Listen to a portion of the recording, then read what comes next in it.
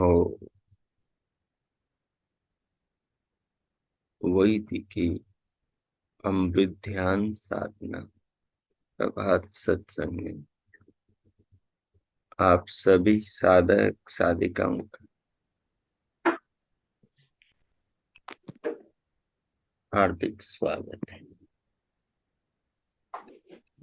आइए पूर्व की भांति आज के ब्रह्म मुहूर्त में, आज की ब्रह्म वेला में भी हम उन महान प्रभु पार ब्रह्म परमेश्वर के, जगदाधिपति जगदीश्वर के, भक्त वत्सल भगवान के दिव्य महान स्वरूप का ध्यान करें।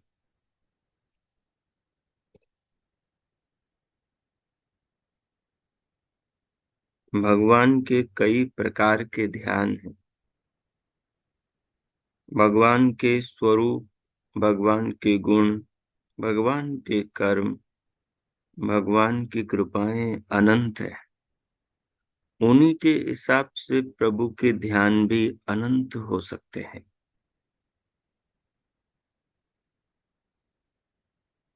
भगवान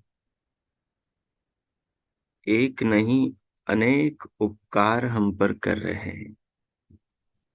भगवान एक नहीं अनेक प्रकार से रक्षा हमारी कर रहे हैं। भगवान एक नहीं, दो नहीं, 10 नहीं, 1000 नहीं, अनंत जन्मों से हमारी आत्मा की रक्षा करते चले आ रहे हैं, जिसका कोई अंत नहीं। वो हमारे शाश्वत सखा हैं। वो हमारे शाश्वत बंधु हैं। वो हमारे शाश्वत माता पिता हैं। वो हमारे शाश्वत गुरु आचार्य हैं। वो हमारे शाश्वत अंतर्यामी, अपनी आत्मा को बुराइयों से बचने की प्रेरणा देने वाले सर्वोत्तम प्रेरक मार्गदर्शक है। जो साधक उनको इस प्रकार जीवन में स्वीकार करता है, जीवन में जानता समझता अनुभव करता है, वो जीवन की सब समस्याओं से ऊपर उठता चला जाता है।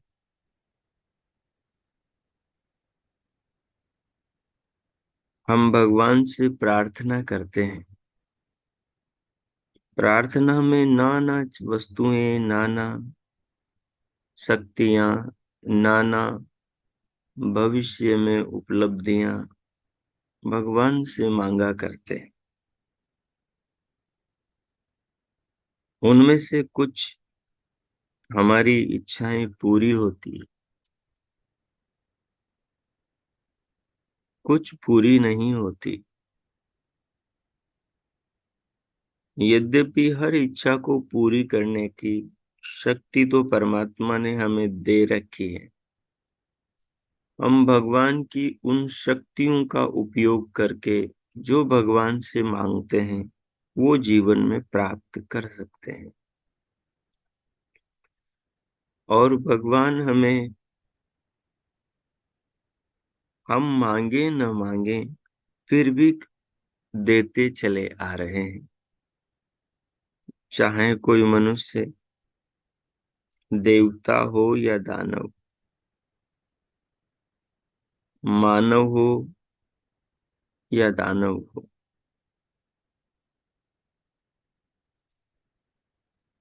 इंसान हो या शैतान हो, लेकिन भगवान सबको देते हैं। उन शक्तियों का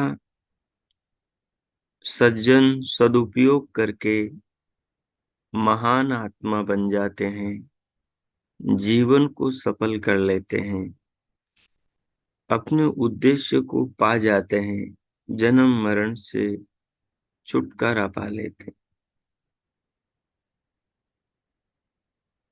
और उन शक्तियों का, जो शक्तियां प्रभु रोज हमें दे रहे हैं, उनका दुरुपयोग करके मनुष्य दानव बन जाता है, मानव से शैतान बन जाता है, और अपने ही हाथों अपने जीवन के खुशियों को, उपलब्धियों को, अवसरों को आग लगा देता है।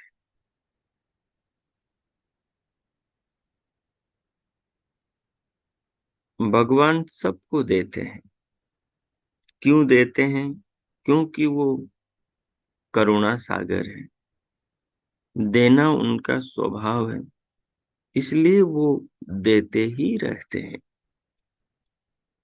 एक नहीं, अनेक चीजें देते।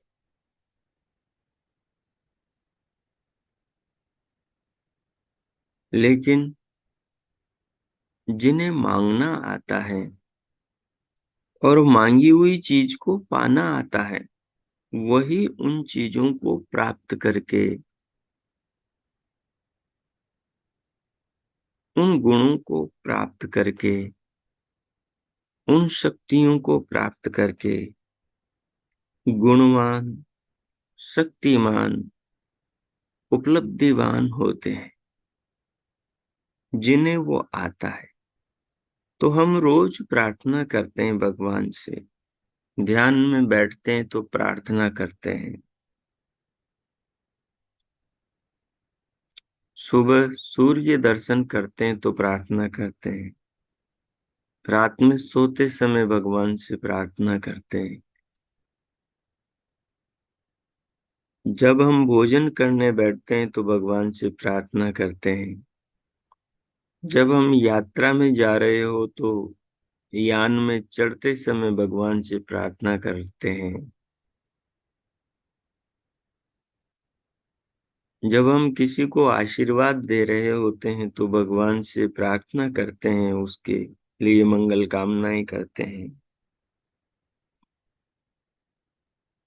जब हम किसी को दुखी देखते हैं तो उसके लिए भगवान से प्रार्थना करते हैं, जब किसी के प्राण अटक रहे हो, अत्यंत दुखी हो, मरणासन हो, तो भगवान से प्रार्थना करते हैं। हम वहां भगवान से प्रार्थना करते हैं जहां हमारे हाथ नहीं पहुंचते, जहां हमारी पहुंचने की क्षमता नहीं होती, उस सुख को पाने की, उसे दुख से छुड़ाने की, उसके काम को कर देने की, उसकी सहायता करने की, वहां भगवान से प्रार्थना करते। तो भगवान से कैसे प्रार्थना उपासक को करनी चाहिए, प्रभु से कैसी याचना भक्त को करनी चाहिए, आज हम इस पर ध्यान करेंगे कि भगवान से हम कैसी प्रार्थना करें, क्या मांगा करें, जो मांगे उनको, मांगों को कैसे पूरी करें। सो आइए, जिस आसन में आलती पालथी पर आप बैठे हैं, उसे व्यवस्थित कर लें।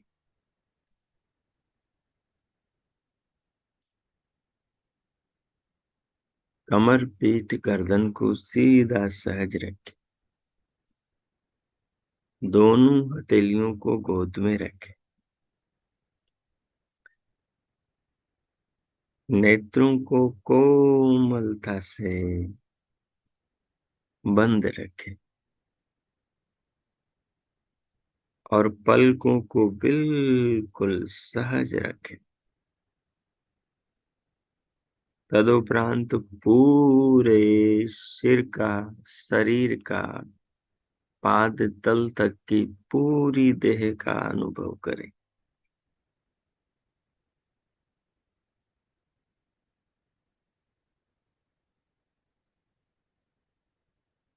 शरीर का अनुभव करते हुए शरीर की अनुभूति को अनुभव करें।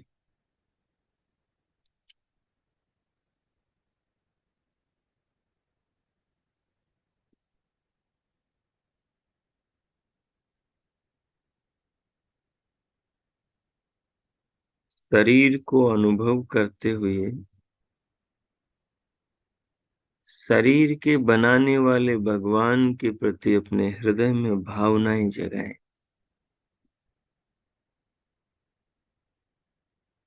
शरीर के महत्व को, जीवन के महत्व को, मनुष्य जन्म के महत्व को, मनुष्य योनि के महत्व को अपनी भावना में लाएं।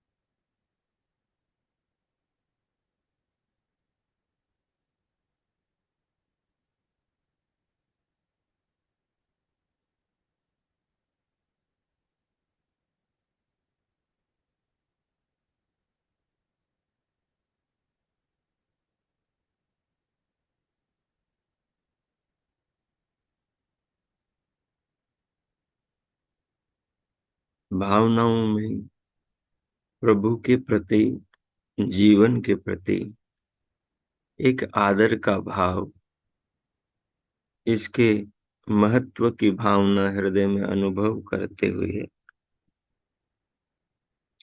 बाहर से भीतर आने वाले प्राणों को, श्वास को धीरे धीरे लंबी गहरी लयबद्ध करते हुए अनुभव के साथ भीतर ले, और इसके साथ भी भावना जगाए। भावना का अर्थ है वो वस्तु के महत्व को अपने मन में लाना। जैसे ही हम किसी वस्तु को अपने ध्यान में लाते हैं तो तीन चार चीजें हमारे मन में आती हैं। पहली चीज आती है, ये वस्तु मेरे लिए कितनी उपयोगी है, इसने मेरे लिए क्या किया, क्या कर रहे हैं, क्या करेंगी।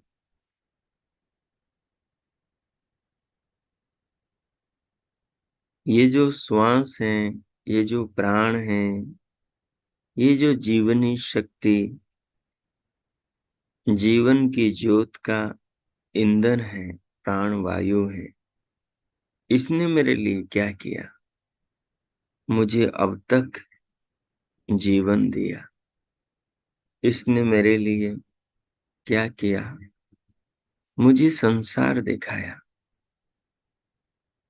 मेरी आंखों को ज्योति दी, मेरी श्रवण शक्ति को सुनने की क्षमता प्रदान करी, मेरी वाक शक्ति को बोलने की शक्ति दी, मेरी पाद शक्ति को चलने की शक्ति दी, मेरी हस्त कर्म इंद्रिय को नाना कार्य करने की शक्ति प्रदान करी, मेरे शरीर के सब अंगों को, मेरे शरीर के सब प्राणों को इस वायु ने, बाहर से आने वाली इस जीवनी शक्ति श्वास ने सबको ऊर्जा दी, सबको शक्ति दी, और उनसे मेरा जीवन निरंतर आज तक चलता आया है, आज भी चल रहा है और आगे भी चलता रहेगा। जब हम उपकारकों के प्रति श्रद्धालु बनते हैं, जब हमें अपने उपकारों के प्रति, उपकारकों के प्रति अपने हृदय में कृतज्ञता की भावना की अनुभूति होती है, तो हमारा हृदय महान बन रहा होता है। हमारा व्यक्तित्व विकसित हो रहा होता है। जब व्यक्ति अच्छाई की ओर अंदर बाहर से कदम बढ़ा रहा हो, तो वो विकास की ओर बढ़ रहा होता है। वो श्रेष्ठता की ओर, उत्तमता की ओर, महानता की ओर, दिव्यता की ओर बढ़ रहा होता है।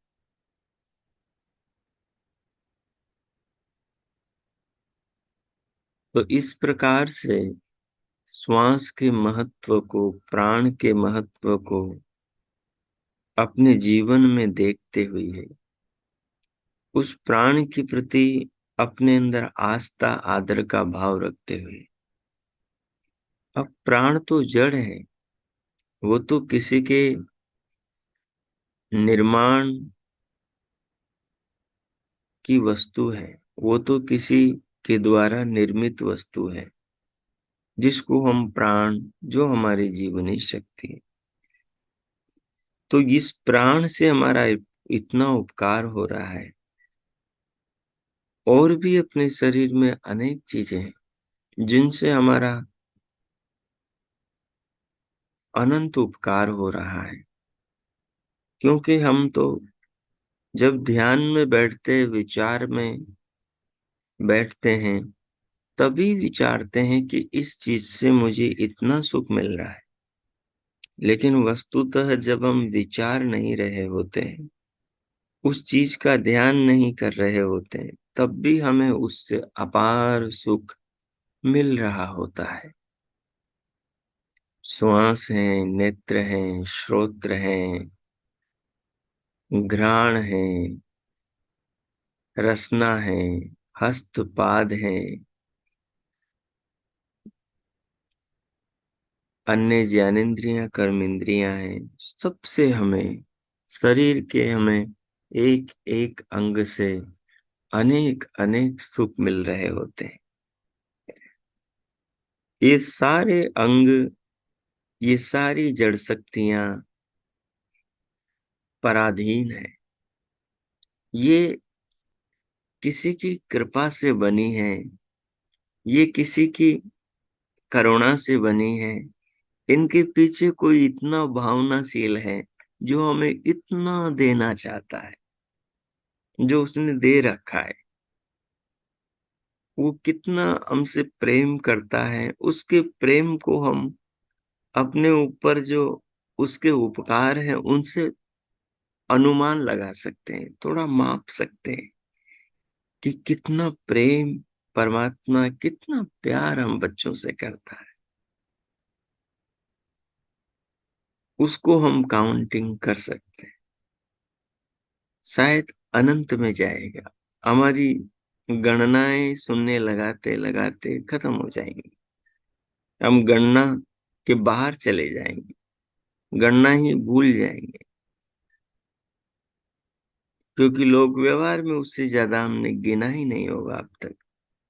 इतने उपकार, इतनी शक्तियां छोड़ रखी हैं हमारे जीवन को अच्छा बनाने के लिए, हमारे जीवन की रक्षा करने के लिए, हमें जीवन में सुख, शांति, आनंद देने के लिए, हमें संसार के सारे सुखों को प्राप्त कराने के लिए हमें खूब शक्तियां दी है कि हम उससे मांगे और अपनी याचनाओं को, अपनी प्रार्थनाओं को पूरी करें। उसने जो शक्तियां दी है, उन शक्तियों से,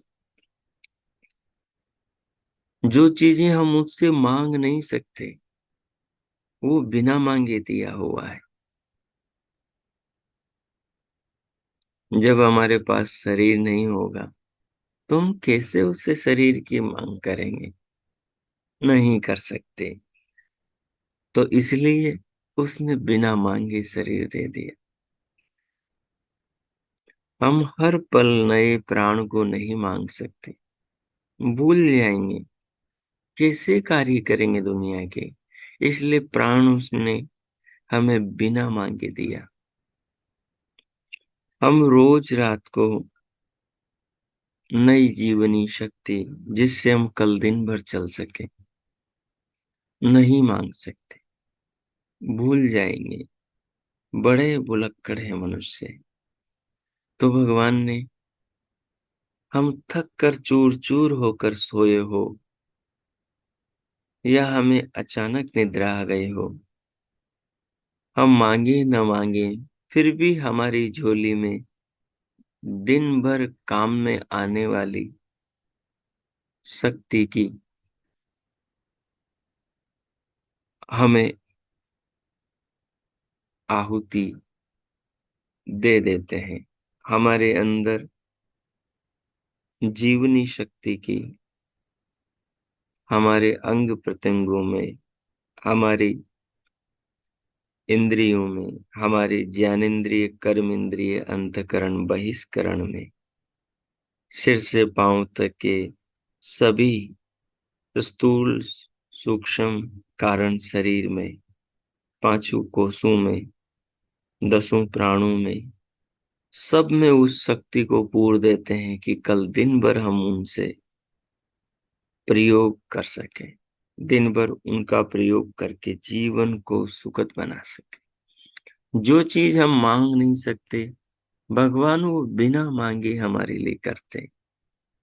लेकिन जो हम मांग सकते हैं, जो हम उनसे मांग सकते हैं, उसको मांगने के लिए हमसे कहते हैं कि तुम ये मुझसे मांगो। जैसे एक पुत्र पिता से वस्तु मांगता है, तो वैसे तुम मांगो। तो पिता सब मांगने के लिए नहीं कहता, क्योंकि बहुत कुछ तो पिता बिना मांगे बच्चे को देता है। माँ बिना मांगे ही बच्चे को देती। वो याद रखती है कि कब उसे दूध पिलाया था, अब उसे पिलाना है। वो याद रखती है कि अब उसे नहलाना है। वो बच्चे की प्रतीक्षा नहीं करती कि वो कहेगा तो मैं नहलाऊंगी, वो कहेगा तो दूध पिलाऊंगी, वो कहेगा तो उसके मलमूत्र को साफ करूंगी, वो कहेगा तो उसके मांग निकालूंगी, वो कहेगा तो उसके कपड़े धोऊंगी, वो कहेगा तो मैं उसको पढ़ाऊंगी या गुरुकुल छोड़कर या विद्यालय छोड़कर आऊंगी, वो कहेगा तो मैं उसके होमवर्क में हाथ बटाऊंगी, वो कहेगा तो मैं उसके लिए न्यारे न्यारे स्वादु भोजन बनाऊंगी। नहीं, वो कोई प्रतीक्षा नहीं करती, उसकी अपेक्षा नहीं करती, उसके बिना मांगे सब काम करती। ऐसे ही पिता अपने घर परिवार को चलाने के लिए नाना कार्य करते हैं, बिना संतान के मांगे, बिना संतान के प्रार्थना किए। लेकिन मांगने में पिता का गौरव बढ़ जाता है। जब संतान कुछ चीजें मांगे, तो माता पिता का, दाताओं का गौरव बढ़ता है। वो क्या मांग रहे हैं, ये महत्वपूर्ण है। मांगने वाला जिससे मांग रहा है उसके प्राण भी मांग सकता है। ऐसे भी बच्चे होते हैं जो माँ बाप के सुख चैन को छीन लेते हैं। वो उनके सारे धन वैभव को मांग लेते हैं, उन्हें कंगाल कर देते हैं, बुढ़ापे में सहाय छोड़कर चले जाते हैं। ये याचना, ये मांगना निकृष्ट है, ये तामसिक है।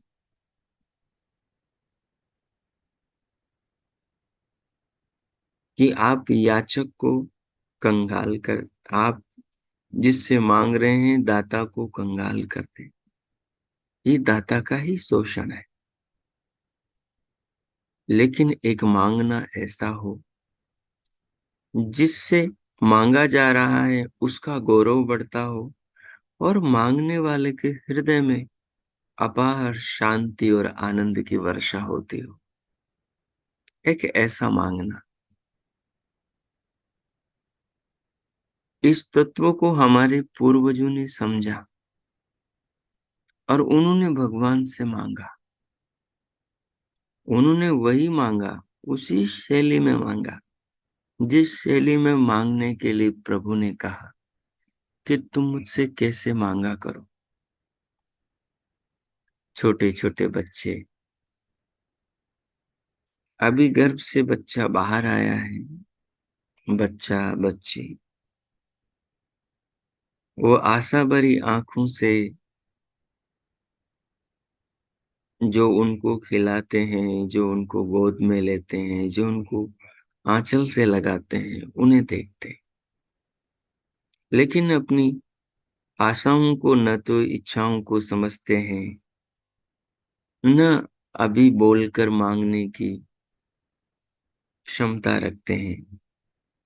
अभी सब और के माहौल को देखकर आश्चर्यचकित होते हैं कि ये सब क्या है। तो जब मांगने के लायक नहीं होते, मांगने की समझ नहीं होते, तब बिना मांगे ही दाता, माता पिता, अन्य स्वजन जो बच्चे को चाहिए वो देते हैं। ठीक उसी प्रकार से परमात्मा भी जो हमें शुरू से चाहिए था वो दे रहे हैं। लेकिन जो हमें विशेष रूप से जीवन को अच्छा बनाने के लिए चाहिए, उसे मांगने के लिए कहते हैं। ताकि मांगने का अर्थ है कि कोई चीज हमारे ख्याल में आए कि मैं क्या मांग रहा हूं, उसकी जरूरत, उसका महत्व, उसकी विशेषता हमारे ख्याल में आए कि मैं क्या मांग रहा हूं। तो भगवान ने अपने ज्ञान के भंडार में अपनी संतान मनुष्य पुत्र पुत्रियों को कहा कि तुम मुझसे क्या मांगो। और हमारे पूर्वज परमात्मा के अग्रज श्रेष्ठ महान पुत्रों ने, ऋषि ऋषिकाओं ने भगवान से मांगा। क्या मांगा? ओजो असी ओजो मई दे। प्रभु, आप ओज हैं, मुझे भी ओज दीजिए। ये ओज जो शक्ति है, ये परमात्मा है। और भक्त भगवान से कह रहा है कि आप तो ओज हैं, मुझे भी ओजस्वी बना दीजिए।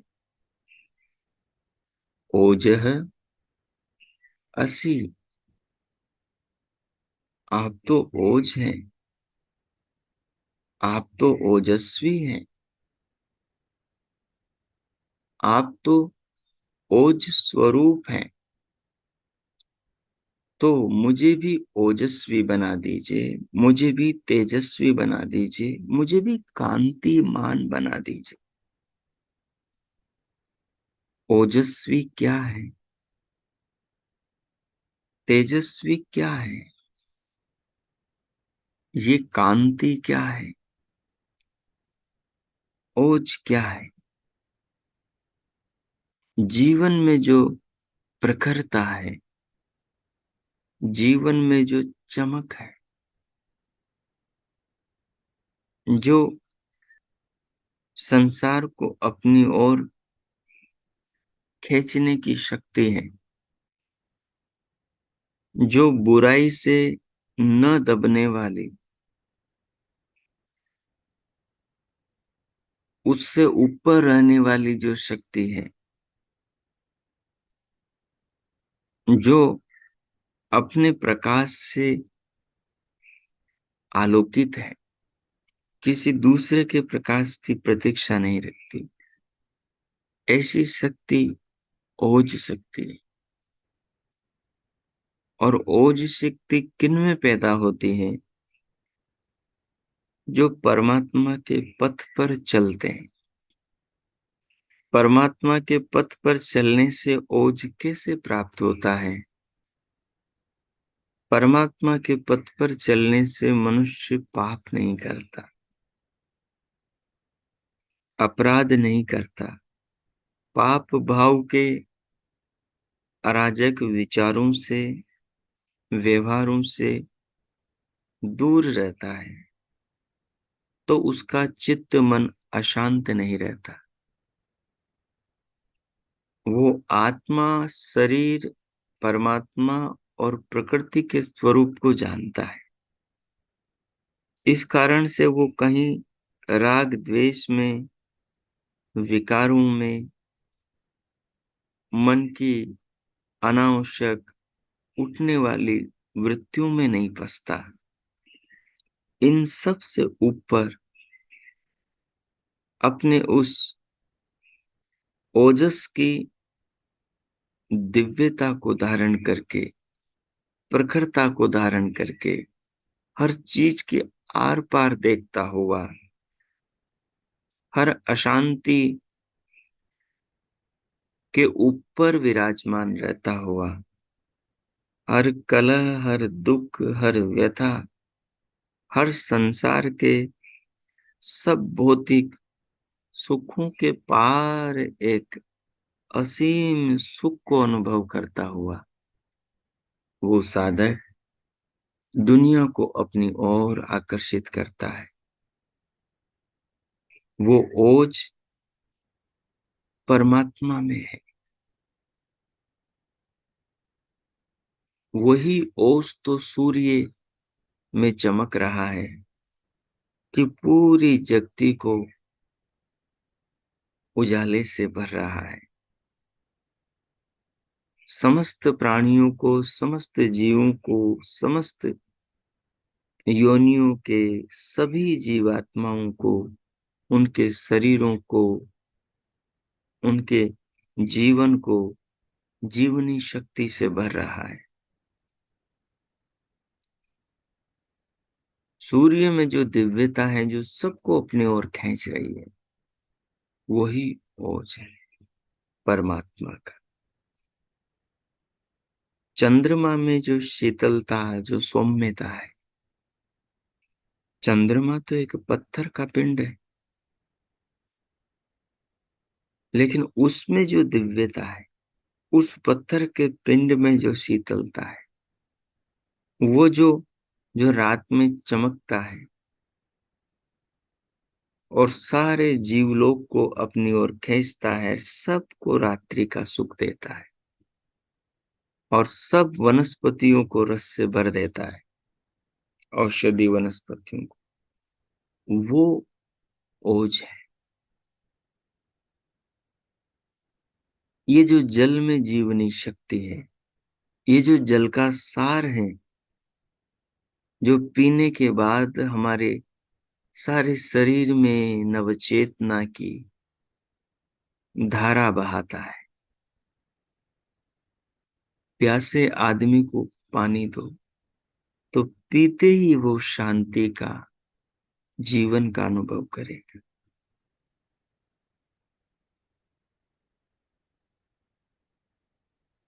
आपके इन्वर्टर की बैटरी मर रही हो, धीरे धीरे बल्ब को जलाना, ट्यूबलाइट को जलाना और पंखे को चलाना बंद कर गई हो, एकदम धीमी पड़ गई हो, तो उस बैटरी के ढक्कन खोल के उसमें आप पानी डालते हो और पानी डालते ही थोड़ी देर में, घंटे 2 घंटे में उसमें ऐसी चेतना आती है, ऐसी उसमें विद्युत पैदा होती है कि सारे घर के सब दंड दीपों को, सब बल्लभ गोलकों को, सबको जला देती है, सबको रोशन कर देती है। वो शक्ति जो उस मरी हुई बैटरी के अंदर नव चेतना का संचार कर रही है, जो जल के अंदर समाहित है, वो परमात्मा का ओज है।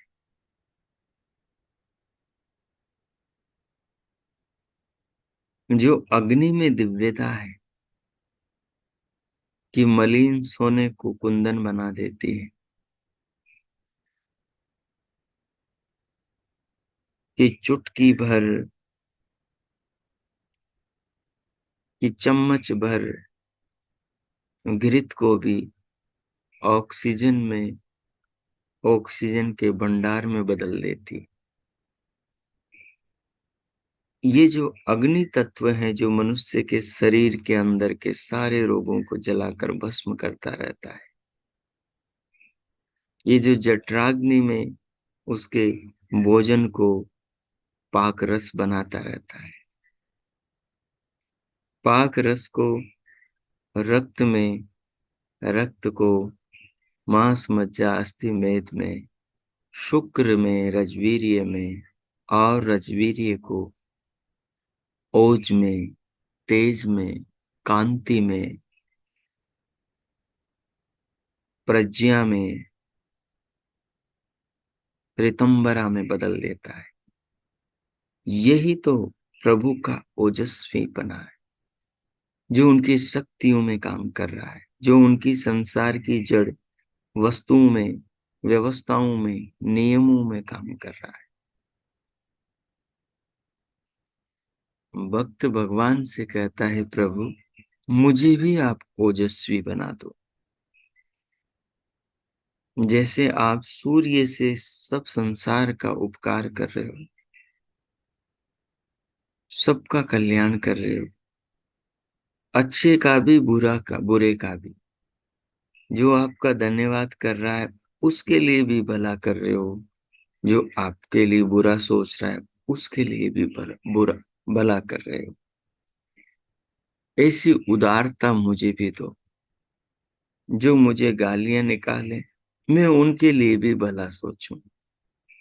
जो मेरा आदर सम्मान करे, मैं उनके लिए भी भला सोचूं।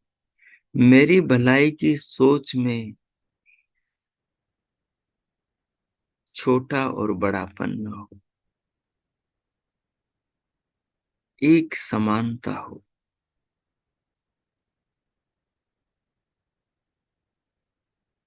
कैसी अद्भुत बात है।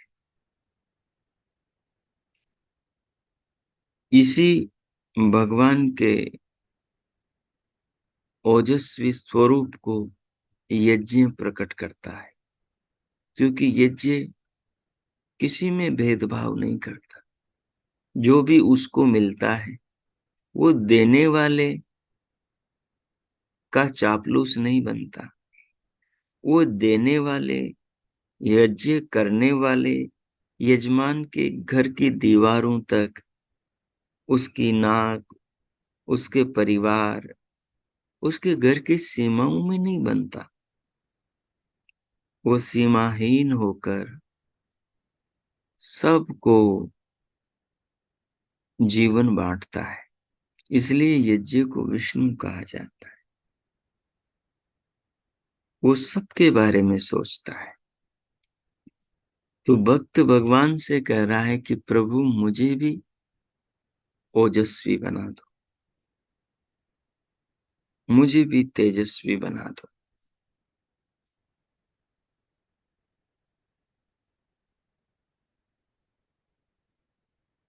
एक ऐसी दृष्टि जो शरीर से अलग हमारी आत्मा पर बनी रहे,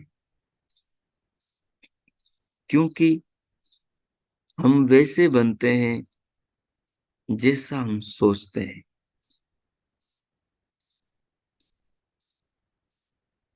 जो ज्ञानी नहीं है, जो सद्गुण संपन्न नहीं है, जो अज्ञानी है, जिसके संस्कार ही अज्ञान के हैं, जिसको अब तक सीखने को ही राग द्वेष काम क्रोध ही मिला है, जो आया ही पशुओं की योनि से है, जिसके शरीर में, मन में और जिसकी भावनाओं में, जिसके अंतकरण में अज्ञान के ऐसे संस्कार पड़े हैं कि वो संसार में इंद्रियों से विषयों की ओर भूखे भेड़िए की तरह दौड़ता है, उसमें उस आत्मा का क्या दोष जो उस अंतकरण के कुसंस्कारों के जाल में फंसा, अपराध करके शरीर के द्वारा नाना दुखों को प्राप्त होता है। ओजस्वी कौन है जो राग द्वेष से ऊपर उठकर कल्याण के बारे में सोचता और करता है।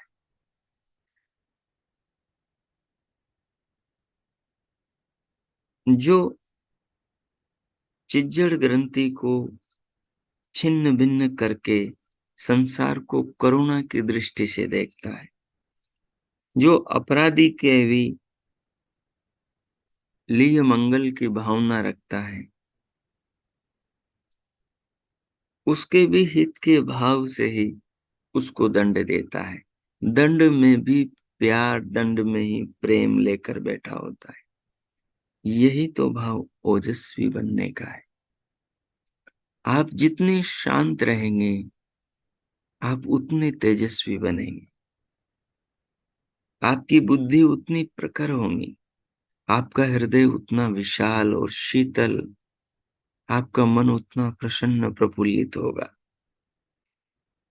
जितना आपके भीतर से खुशी होगी, खुशी का जिस प्रकार का अंदर का वातावरण होगा, आपके शरीर के सारे हार्मोन्स, आपके शरीर की सारी जीवनी शक्ति, आपके सारे प्राण, आपकी सारी ऊर्जा, आपकी सारी कोशिकाएं, आपके मस्तिष्क के सारे ज्ञान तंतु, आपकी हजारों नस नाड़ियां, सारे संस्थान और आपकी समस्त शरीर में बहने वाली रक्त कणिकाएं सब प्रमुदित होंगी, सब आनंदित होंगी।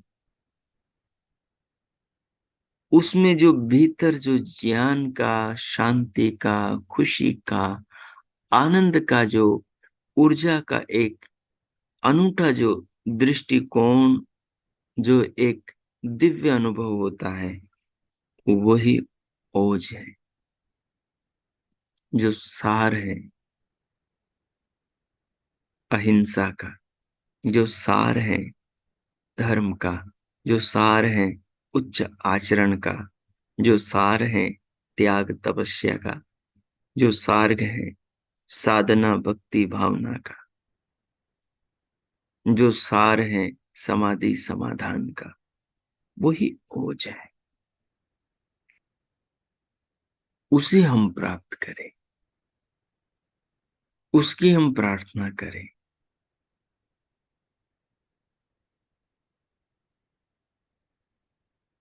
केवल ओजो असी ओजो मई देही कहने से काम नहीं चलेगा,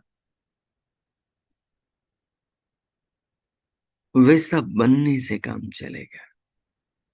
वो तो ओज है, ओजो असी। ओज मुझ में भी दे दो, कैसे दे देंगे? वो तो देने को तैयार है, युगों से राजी है। क्या हम लेने को राजी हैं? क्या हम लेने को तैयार है? क्रोध को छोड़ना होगा, उससे ऊपर उठना होगा। लोभ को, लालच को, वैर भाव को, छल कपट को छोड़ना होगा, उससे ऊपर उठना होगा। काम को, वासनाओं को, ऐषणाओं को छोड़ना होगा, उनसे ऊपर उठना होगा। तभी वो दिव्य तत्व मिलेगा। उसी को पाने के लिए तो तपस्वी वनों में, अरण्यों में जाकर पर्ण कुटियां बनाते थे और पर्ण कुटियों में बैठकर साधना किया करते थे। जंगल के, वनों के, पेड़ पौधों के कंदमूलों को खाकर, सात्विक अन्न से शरीर को, शरीर के भीतर की शक्तियों को सात्विक बनाकर नियंत्रण में रखा करते थे। उन शक्तियों के द्वारा आत्म अनुसंधान किया करते थे, अपने संस्कारों को शोधा करते थे, परमात्मा का भजन किया करते थे, जीवन का अध्ययन किया करते थे, सारांश सार निकाला करते थे और उस अमृत का पान करते थे।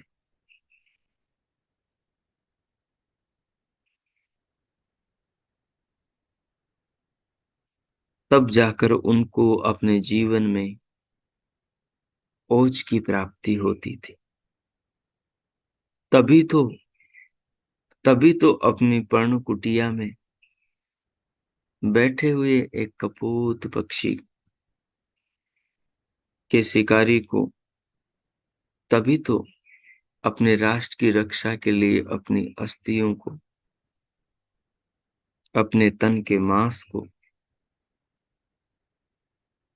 तभी तो अपने सारे सुखों को, अपने धन संपदाओं को, अपने राजपाट को सत्य के लिए त्याग देने, बलिदान कर देने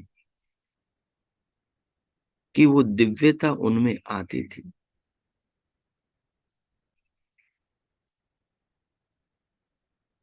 जो अपने तन के कष्टों में भी, कठिनाइयों में भी सुखों को अनुभव करे, जो दूसरों के लिए एक बार नहीं, 5 बार नहीं, 16-16 बार जहर पी जाए, जहर देने वालों को भी जीवन दान दे जाए,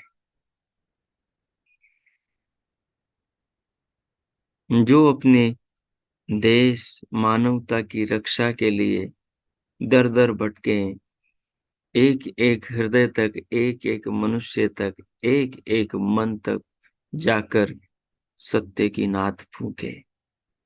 यही तो ओज है, जो अपने भीतर मलिनता को आने नहीं देता, करुणा के प्रभाव को कम नहीं होने देता, अपने अंदर उदारता के स्तर को ऊंचा उठाता चला जाता है, जो अपने प्रेम की सीमाओं को अपने से बढ़ाकर सारे संसार में फैला देता है। यही तो ओज है।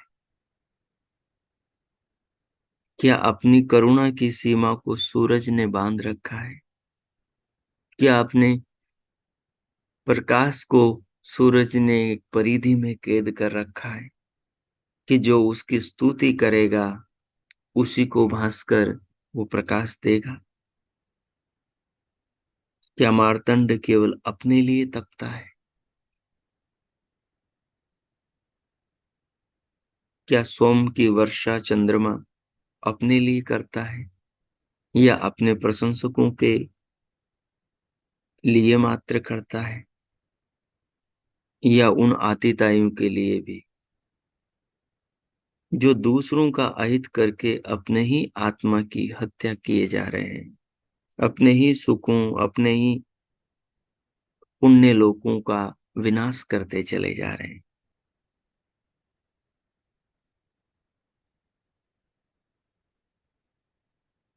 जब मानव महामानव बनता है तो उसकी करुणा की सीमाएं उसके व्यक्तिगत स्वार्थों को त्याग करके राष्ट्र के कल्याण के स्वार्थ में निहित लग जाती है। वो पूरे इस मनुष्य समाज का भला सोचता है। उसी को ओज कहते हैं। ओज वो दृष्टि है जो हमें कांतिमान, जो हमें तेजस्वी, जो हमें चमकाती है, जो हमें आकर्षित बनाती है। व्यक्ति आकर्षित किन चीजों से बनता है? चमड़ी के सुंदर होने से, ढांचे के सुंदर होने से,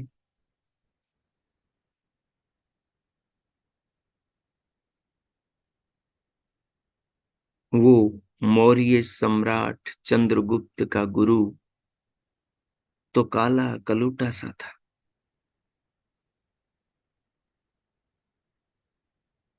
जिसने पूरे भारत को यवनों से मुक्ति दिलाई,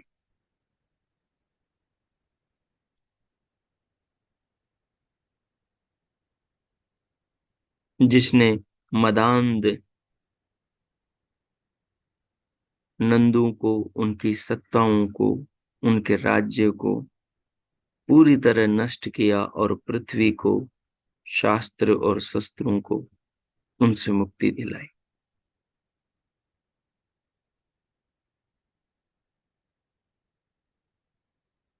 वो श्री कृष्ण, वो श्री राम, वो सारे पूर्वज, हमारे ऋषि,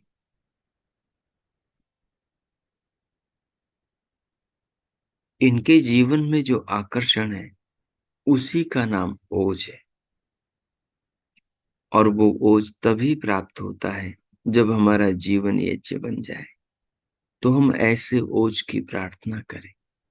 और प्रार्थना सफलता की पहली सीढ़ी है, और सफलता की अंतिम सीढ़ी ओज है,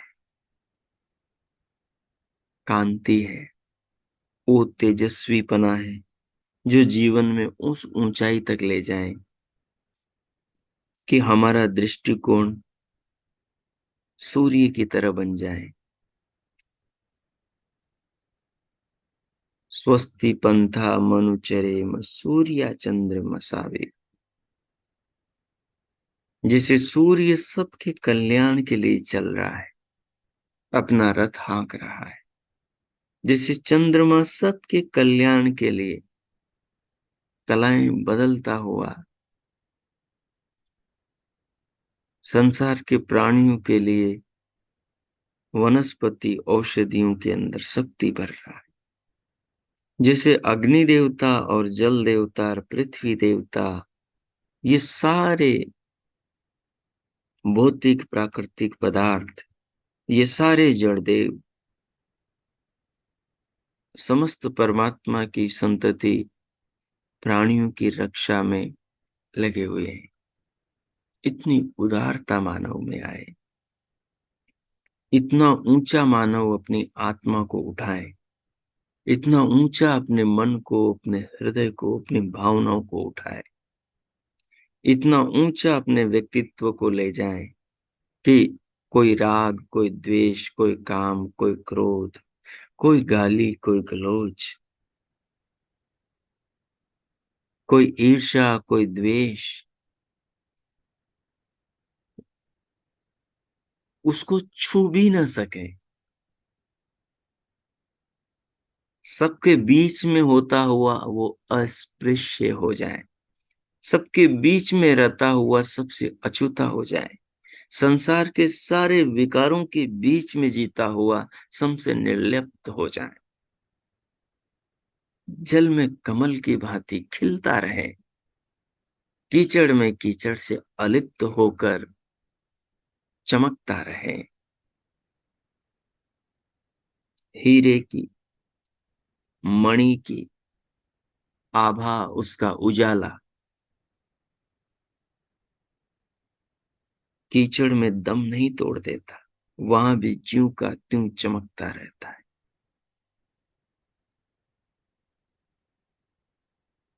तो जब संसार के विकार हमसे हार जाएं, हम विकारों के ऊपर उठ जाएं, उस स्थिति को ओजस्वी पना कहते हैं, उस स्थिति को तेजस्वी पना कहते हैं। वो ओज हम में आए, वो तेज हम में आए, वो कांति हम में आए, वो चमक हम में आए, वो आकर्षण हम में आए, वो देवत्व हम में आए, वो दयालुता हम में आए, वो करुणा हम में जागे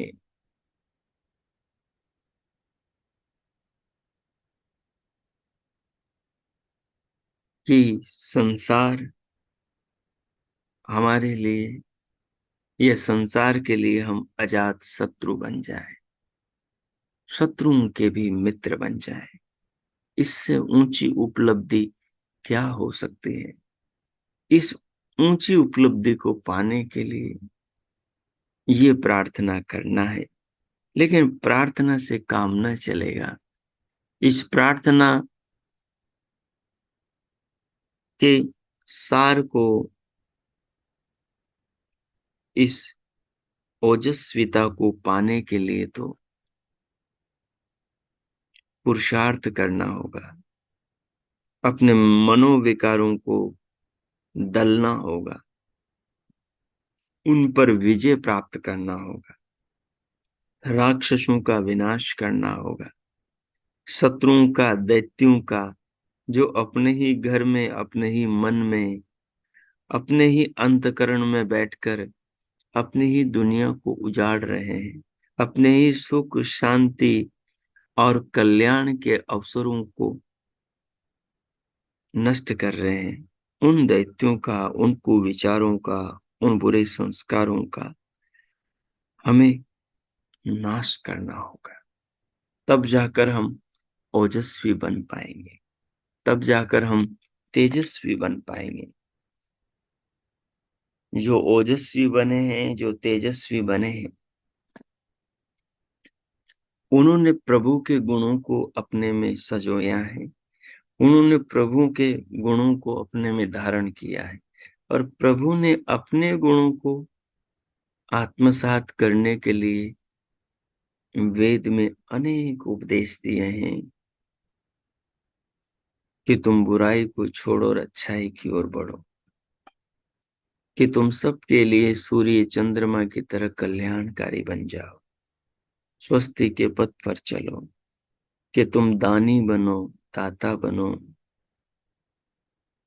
कि तुम ऋषि मुनियों की तरह ज्ञानी बनो, और दानियों ज्ञानियों के साथ में ही रहो, संग में ही, बाकी का संग मत करो, और सब मिलकर आपस में वेर भाव मत करो। सब भाई हैं, सब बहनें हैं, सब भाई भाई बहन भाई हैं। पूरा संसार एक पिता की संतानों का है। माँ भ्राता भ्रातरम द्विक्षण माँ स्वसार मुत स्वसा सम्यंच सव्रता भूत्वा। सब अच्छे विचार वाले बनो, एक व्रत वाले बनो, सबके कल्याण के लिए प्रवृत्त हो। तब जाकर कहीं हम उस शिखर तक पहुंच पाएंगे जहां पहुंचकर हमारी समाधि लग सके, जहां पहुंचकर सारा संसार हमारा परिवार बन जाएगा, जहां पहुंचकर सब पर करुणा, सब पर प्यार आएगा।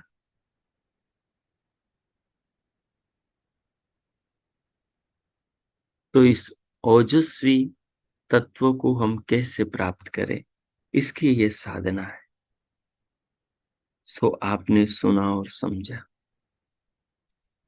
आइए अब इस पर अपनी अंतर आत्मा को परमात्मा से जोड़कर ध्यान करें, भगवान के ओजस्वी स्वरूप का, और अपने आप को कैसे ओजस्वी स्वरूप में ले जा सकते हैं, कैसे उस दिव्यता को अपने भीतर ला सकते हैं।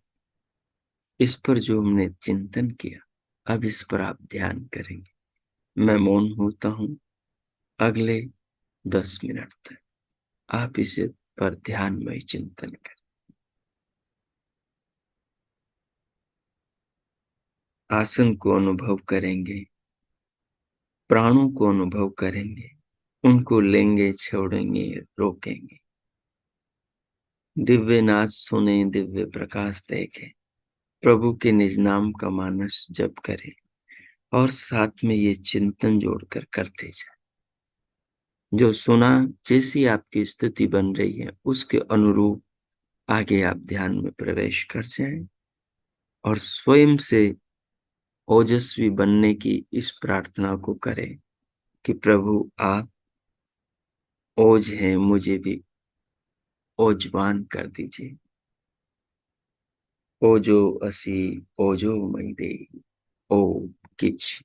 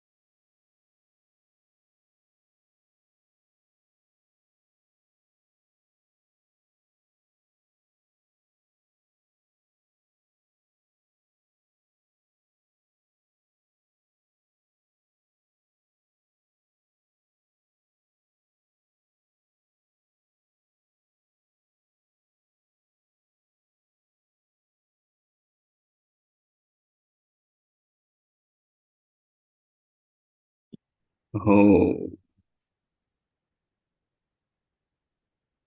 हो।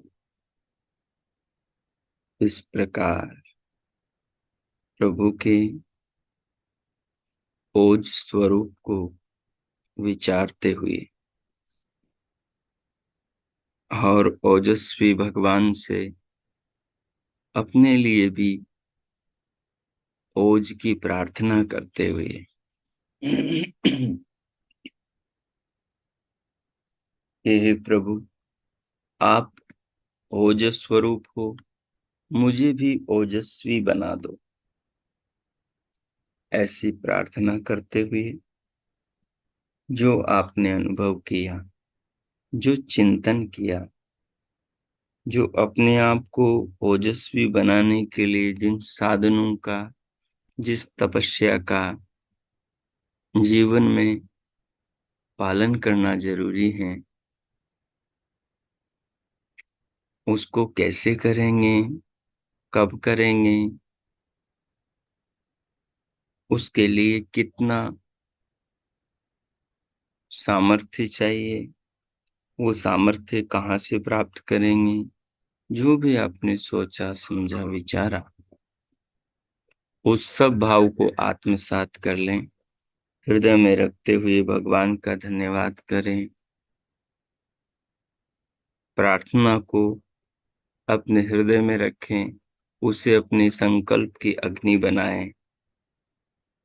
और मुझे भी जीवन में ओजस्वी बनना है, तेजस्वी बनना है, कांतिमान बनना है, उस महान करुणा को, उस देवत्व को पाना है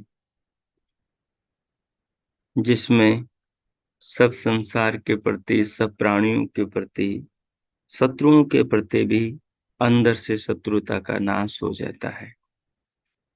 जीवन करुणा का सागर हो जाता है, परमात्मा के गुणों से मिलने लग जाता है। परमात्मा के गुणों की दृष्टि से जीवन जगत सब पदार्थों को जब साधक देखने लगता है तो उसमें परमात्मा के गुण आने लगते हैं। यही है परमात्मा आंख से, ज्ञान चक्षु से जगत को देखने की कला।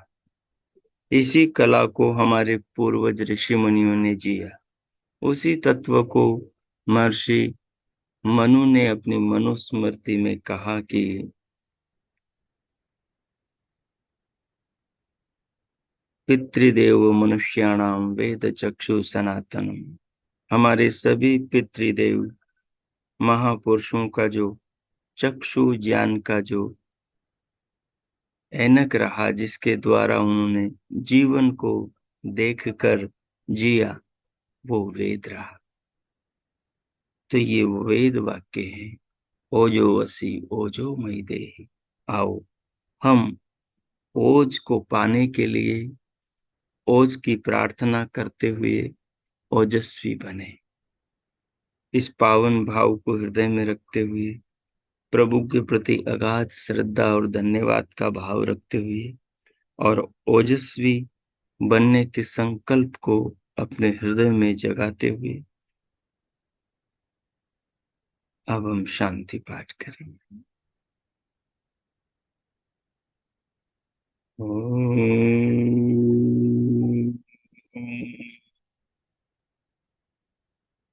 ओम ओम। शांति शांति शांति। ओम ओम। आज का आप सबका दिन शुभ हो, मंगलमय हो। प्रभु सबका मंगल करें, सबके लिए बहुत बहुत मंगल कामनाएं, शुभकामनाएं। इति ओम। अब इस पावन भाव के साथ सहज हो जाएं, पूरे शरीर को अनुभव करें। फिर दोनों हथेलियों का परस्पर घर्षण करते हुए पूरे मुखमंडल का स्पर्श करें। उंगलियों के मध्य से पलकें खोलते हुए फिर भीतर से बाहर स्क्रीन पर आ जाए।